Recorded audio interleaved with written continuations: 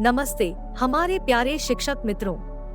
इस प्रोजेक्ट के माध्यम से विद्यार्थी दहन की अवधारणा समझेंगे और अपने स्कूल के लिए निकासी योजना, आग को फैलने से रोकने के लिए अग्नि सुरक्षा कंबल और इसके अलावा अग्नि सुरक्षा मार्गदर्शिका बनाएंगे, जिसमें वो आपातकालीन स्थिति में आग से बचने के उपायों का वर्णन करेंगे। इसे जानने के लिए विद्यार्थी 5 दिनों तक अपने विज्ञान के 40 मिनट की घंटी में इससे जुड़े विषयों पर अपनी समझ बनाएंगे।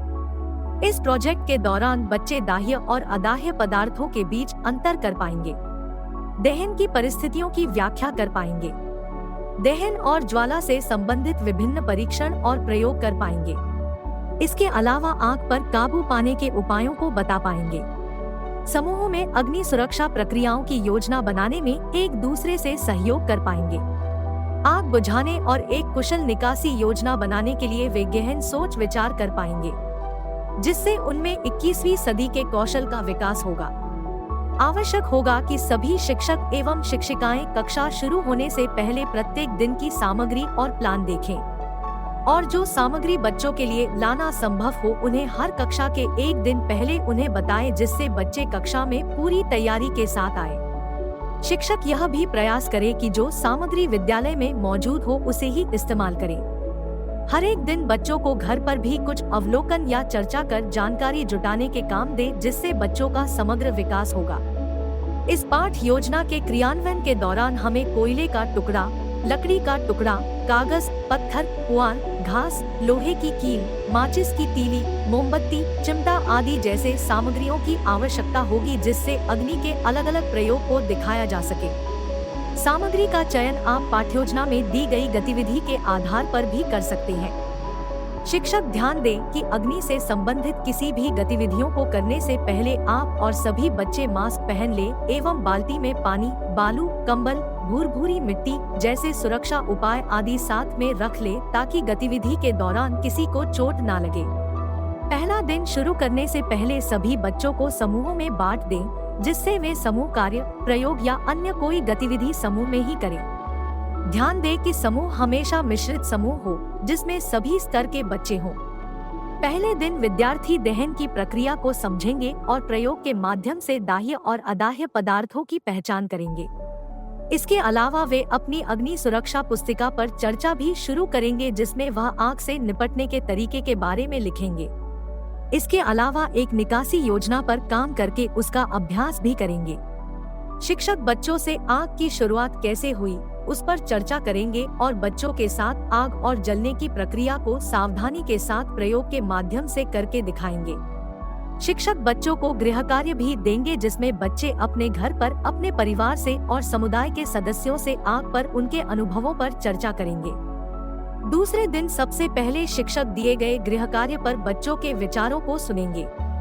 इसके बाद विद्यार्थी अपने समूहों में आग लगने की स्थिति में निकास और निकासी का मार्ग दिखाने के लिए अपने विद्यालय का मानचित्र बनाएंगे और एक निकासी प्रक्रिया विकसित करेंगे।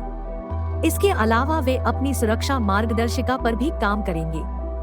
आखिरी में शिक्षक बच्चों को गृह कार्य देंगे, जिसमें बच्चे अभिभावक या समुदाय के लोगों से बात करके अपने गांव, कस्बा, शहर में अचानक आग लगने की स्थिति में सुरक्षा के उपायों का पता लगाएंगे तथा अपनी सुरक्षा मार्गदर्शिका पर काम करेंगे। तीसरे दिन शिक्षक बच्चों से गृह कार्य से प्राप्त जानकारियों पर चर्चा करेंगे।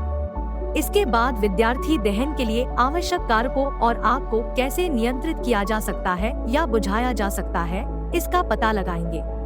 इसके अलावा शिक्षक बच्चों को दिखाएंगे कि ऑक्सीजन, ईंधन और गर्मी कैसे आग लगने के कारक है। आखिरी में शिक्षक बच्चों को गृह कार्य देंगे, जिसमें वह घर जाकर अपनी सुरक्षा मार्गदर्शिका में आग बुझाने के उपाय सोचकर लिखें। चौथे दिन शिक्षक विद्यार्थी से जानेंगे कि उन्होंने अपनी सुरक्षा पुस्तिका में कौन से उपायों के बारे में लिखा है। इसके बाद बच्चे अग्नि सुरक्षा कंबल बनाएंगे, जिसके लिए शिक्षक बच्चों को कंबल बनाने की विधि बताएंगे। इसके अलावा शिक्षक बच्चों को अग्नि सुरक्षा पुस्तिका को पूरा करने में मदद करेंगे। कक्षा के अंत में शिक्षक बच्चों को गृह कार्य देंगे, जिसमें बच्चे अपनी प्रस्तुति के लिए बचे हुए कार्य को पूरा करेंगे और आग से जुड़े 5 हिंदी मुहावरे घर से सीख कर आएंगे। 5वें दिन विद्यार्थी अपनी सुरक्षा मार्गदर्शिका को पूरा करेंगे और कक्षा में प्रस्तुत करेंगे। शिक्षक प्रस्तुति से पहले बच्चों को निर्देश और प्रस्तुति उपरांत फीडबैक भी देंगे। प्रस्तुति के अंत में शिक्षक बच्चों के प्रयास के लिए उनकी सराहना भी करे, जिससे उनमें और सीखने का उत्साह बना रहे।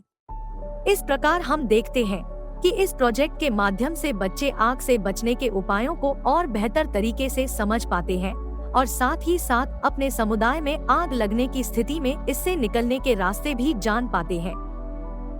इस प्रोजेक्ट से उनमें न सिर्फ आग को लेकर ज्ञान बढ़ेगा, बल्कि विज्ञान के विषय में उनकी रुचि भी बढ़ेगी। प्रोजेक्ट की समाप्ति पर शिक्षकों से अनुरोध है कि वे मार्गदर्शिका में उपलब्ध QR कोड को स्कैन करके बच्चों के सीखने के संबंध में कुछ सूचनाएं गूगल फॉर्म में भरें।